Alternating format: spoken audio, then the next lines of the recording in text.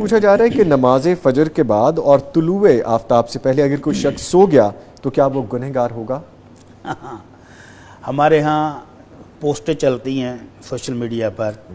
کہ جو فجر کے بعد سوتا ہے تو اس کے رزق میں کمی ہو جاتی ہے، جو عصر کے بعد سوتا ہے اس کی عقل خراب ہو جاتی ہے، وہ مجنون ہو جاتا ہے۔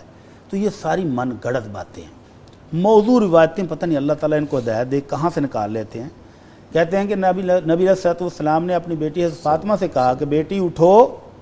اور صبح کے وقت جب اللہ رزق تقسیم کر رہا ہوتا ہے تو اللہ کا رزق حاصل کرنے کی کوشش کرو، اور اللہ رزق دیتا ہے طلوع فجر سے لے کر طلوع شمس کے درمیان۔ تو یہ بات من گڑت ہے، موضوع ہے، ایسی کوئی بات نہیں۔ البتہ اللہ کے نبی صلی اللہ علیہ وسلم نے اپنی امت کے لیے دعا کی ہے، اللہم بارک لامتی فی بکورہا، اللہ میری امت کے صبح کے وقت میں برکت ڈال دے۔ تو یہ باعث برکت وقت ہے جو ہم سو کے گزار دیتے ہیں اور کاروبار 12-1 بجے شروع کرتے ہیں۔ تو اگر ہم اپنا کاروبار فجر کی نماز کے بعد یا اشراق کی نماز پڑھ کے شروع کر دیں تو یہ بہت برکت والا ٹائم ہے۔ حدیث میں آتا ہے کہ حضرت صخر ایک صحابی ہیں، انہوں نے جب اللہ کے رسول کا یہ فرمان سنا تو وہ اپنے تجارتی قافلے فجر کی نماز کے بعد روانہ کرتے تھے، ماشاءاللہ اور اتنا نفع دیا کہ ایک وقت آیا کہ وہ مدینے کے سب سے بڑے تاجر بن گئے۔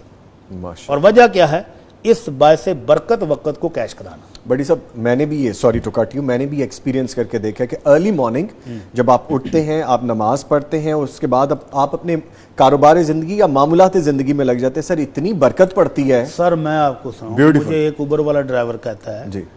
کہ میں صبح فجر کی نماز پڑھ کے قرآن پڑھ کے دعا کر کے گھر سے نکلتا ہوں اور 10-10:30 بجے تک میں واپس چلا جاتا ہوں۔ حالانکہ میں نے اوبر والوں کو دیکھا ہے 16 گھنٹے ان کی وہ کچھ ہوتے ہیں ان کے بونس لینے کے لیے، وہ رائڈز پوری کر رہے ہیں اور 16 گھنٹے ڈرائیو کر رہے ہیں،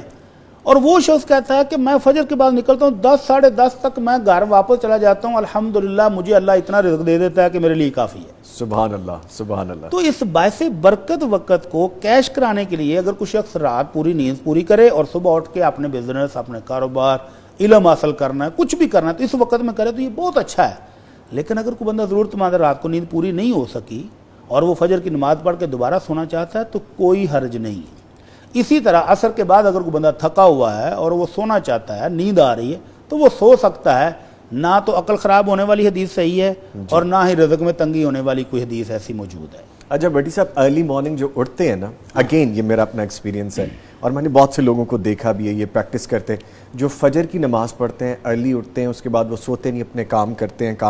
سر ان کے چہرے پہ ایک علیحدہ گلو ہوتا ہے، علیحدہ نور ہوتا ہے جو ہے وہ بھی تو آپ ڈاکٹر کہتے ہیں کہ وہ صبح ملتا ہے۔ وائٹامن ڈی، یس یس۔ تو ایکسرسائز کریں تو جسم بھی صحت مند، کاروبار کریں، ایکٹیو رہتے ہیں آپ کافی، یس بالکل۔ تو وہ ساری قومیں آپ موازنہ کر کے دیکھ لیں، وہ قومیں جو صبح فجر کے بعد کام شروع کرتی ہیں اور مغرب ہوتے ہی اپنے گھروں میں واپس چلے جاتے ہیں، وہ بزنس میں بھی کامیاب ہیں، وہ صحت کے بھی بہترین ہیں،